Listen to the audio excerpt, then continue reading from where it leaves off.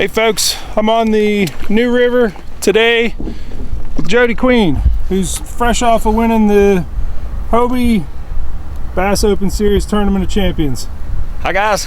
So we're gonna float down this beautiful river, hopefully catch some smallmouth, maybe a muskie. Good chance for a muskie. Yeah, we'll Good see. Chance. Everyone at this launch is going out there. Yes. Gunning for muskie. Good time of year. Yeah. Anytime this launch gets like this, it's usually muskie on. So I think our chances are good. Cool. Well, we're gonna float and talk and fish and have a good afternoon. Let's do it. Let's do it.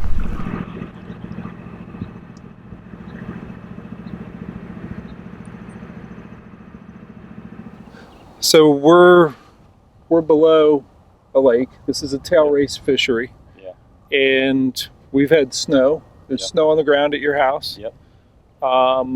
I fished up north, a week ago, and I had 43-degree water. Yeah. But we're going to take a look at the depth finder there, and we got 50.6. So 50.6 is because we're still fishing. Release. Yeah, we're fishing lake water, Yep. and lakes take a long time in the fall and early winter to turn over and really flush out. Right. I imagine it's much colder water coming into the top. Yeah. Last I checked, it was 43. It's Clater Lake, 43 degrees. 43 so degrees. there's a gauge above it. Yes. So we have a almost 8-degree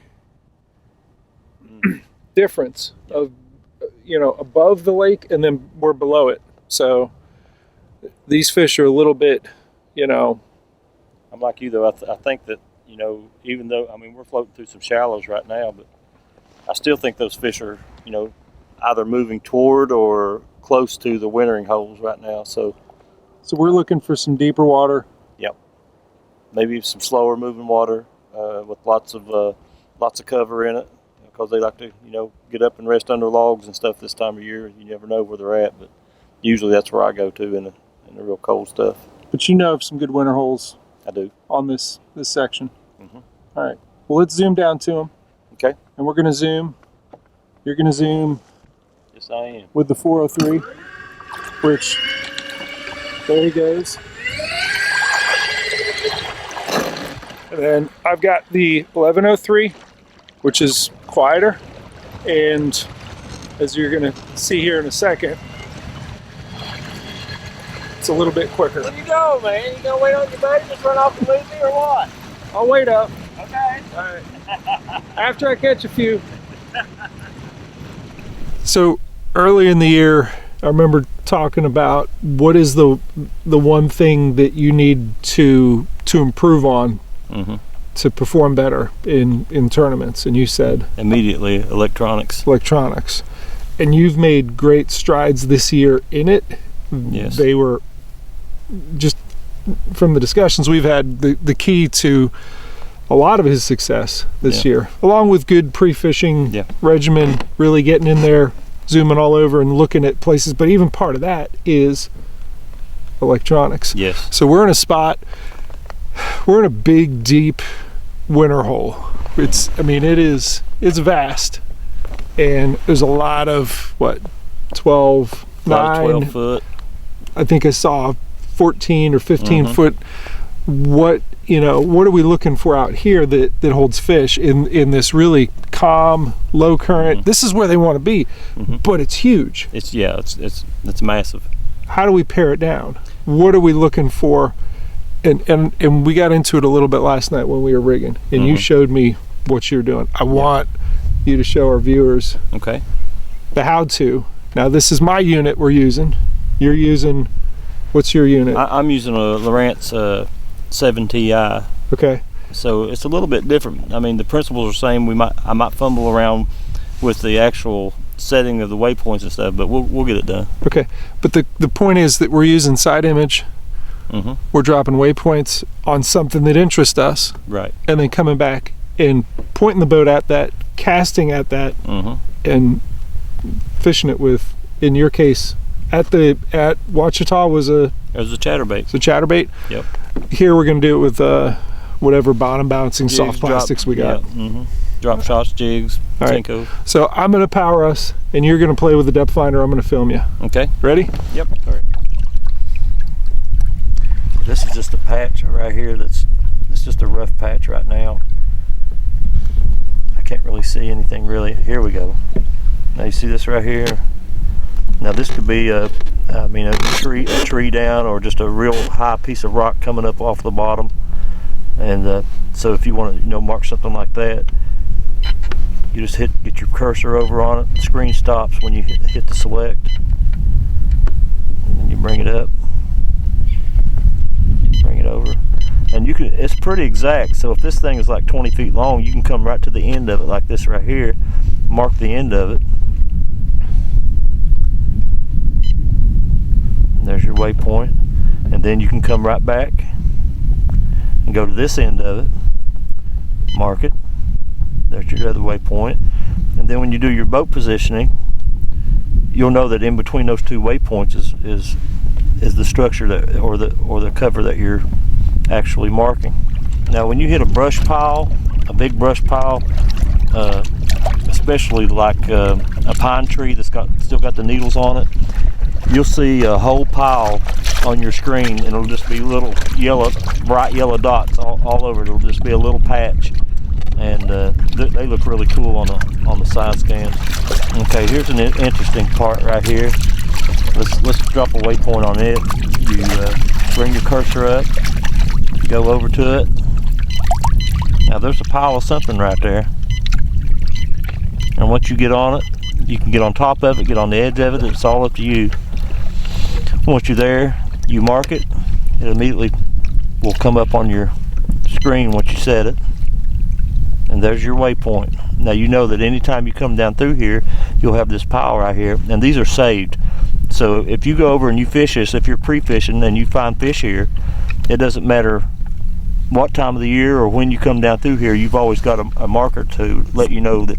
Say that's a log, and I don't think it is. I think it's a ledge. Yeah, it's a ledge. Put a second one on there so we can kind of see that. Like you want to come off to the edge of it right here. Yeah. And set a waypoint. And you just hit your mark. Your waypoint prompt comes up. Now you've got another waypoint set right there. All right. So if you, I'm not sure how you zoom out on this. Well, if you go back to the... Oh, this is a zoom. You got to zoom on the screen here. Yep. When you hit one of the presets, and we can look at the chart. Yeah. So now that we're looking at just the chart, let's line up our... And I'm steering with my feet and running with the motor to get over it. But I think what you were explaining to me is you get back to it and you line up the directionality of your bow. I got to turn sharper. Yeah, this is the green marker you're seeing off the front of your boat is the direction of your nose, and it's the direction that you're traveling. So you intersect with it and point it at it and cast straight. So it's it's somewhere right out in front of us. Right. And then we could. Then you can come back out there and intersect it. And if you're wondering about it, I mean, you can see the ridges in the rock right in here. Looks like you got some fish laying right here. Let's fish this area, man. Okay. I think that ledge drop off was nice. But a ledgy river bottom is got a lot more to look at than say a lake bottom that's pretty much flat. So and you see an individual log or. So take this area right here, and when you're on a lake, like on a big flat or something, a lot of times it will all look like this right here, just a nice even color and kind of bright, and so that when you do find a stump or a different piece of cover on it, it really pops out and shows. And it's but on the river, there's just so much going on the bottom, it's really hard to discern exactly what it is that you're looking at. So when you're pre-fishing and you're marking spots, dropping waypoints, how many did you put on the place where you won the Hobie BOS Tournament of Champions? How many do you think? I put a little over 70. 70? Yeah. It was a really big flat, and the fish were, it was kind of weird because, I mean, I'd have a fish pull up on maybe a stick that big around. Yeah. So I knew that I had to hit as much of that as I could. Plus I was going to be there for 2 days. And, when you're fishing the same area for 2 days doing the same thing, I mean, you got to have. How long did it take you to drop 70 waypoints? I dropped about half of them during the shootout, which I used the last half of the day of the shootout. I picked up and left and just started, during the shootout I actually was pre-fishing for the TOC, and that's how I found that spot. But I put about probably 25 or 30 down that day, and then when I got back to that spot on the first day of the TOC, I just left on my side scan, and anything that I found as I was going, I mean, it's simple to do, so I would mark it, and then the next day I had probably about 30, 35 more. How did you decide on that spot? I mean, how many miles did you cover to come across that and say, here we go? Well, it actually started at another spot. I'd come up in the head of a creek, and we had recently had a lot of rain, and the water had come up some, and that's how I found that they were on the wood. And I knew that the area that I was in was so small, there's no way that it would hold me for 2 days. And I was catching fish there, but it wasn't a big enough area to hold me there for 2 days and give me a good limit. So I pulled up Google Earth and found this big huge flat with 2 creeks running in, and I knew that it was a flat because the creeks come in, and of course they make a Y where they split and go up the hollows. And when I first got there to fish that area, I'd ran up one of these creeks, and the water was like 49 degrees because of a cold front that had moved through previously. But everything between those creeks and up on that flat was like 57 degrees still. There was no water really moving on that flat, so that water stayed there, and it was warming up with the days too. So I knew the water was warmer up there, and that really boosted my confidence in the area, because I knew that those fish would be moving up on that stuff just like the place I had left, and they did. I found some brush piles and found some lay down, some logs and some rock piles and sticks sticking up. And so you found a productive area, and then you found another area like it. Yes. I mean, it was almost exactly like it. It had the same kind of wood on it, had tree stumps, and I mean, it's laid out, but it was just 10 times as big. I mean, that flat was probably 300 yards long and probably 100 yards wide. And then on each side of that flat, of course, it had the creek channels, which gave them a place to come up and lay.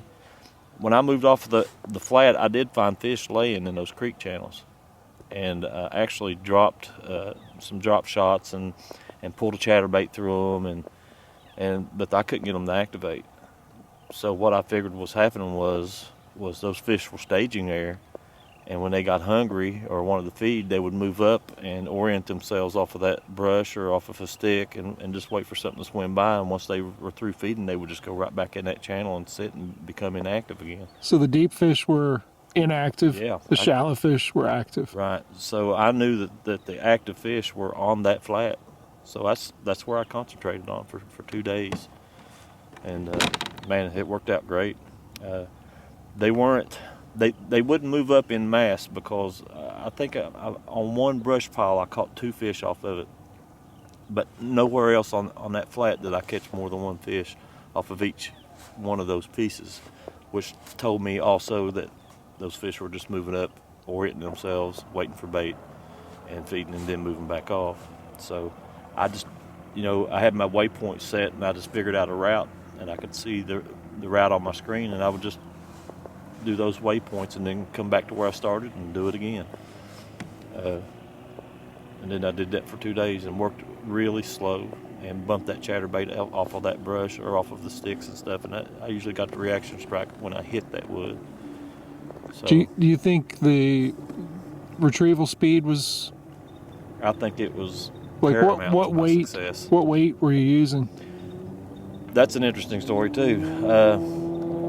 Off the edges of that flat, I found some stump beds, and it was about 7 or 8 feet in that area, and I was having trouble getting a 3/8 ounce down, so I switched to a 1/2 ounce, and I could not get a hit off that 1/2 ounce. I don't know why, because it's the same exact color on the trailer, and it's the same setup, and I just could not get a hit off of it. And I switched back to the 3/8 and just reeled it real slow. I mean, it was real slow, and they started hitting it again. So I really can't figure out exactly what it was, if it was the weight or the speed that. I think it was the retrieve, because with the heavier weight I had to reel it a little bit faster to keep it up off the bottom and keep it from hanging up and just bumping that wood.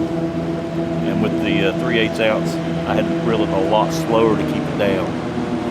So I think retrieval speed might have played a huge part in it. Nice.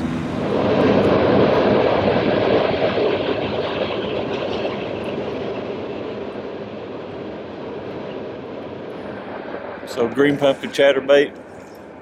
The color of the trailer is the deal. Both of them are Z-Man. This is a Jackhammer with a razor shad on it. And that was the winning bait.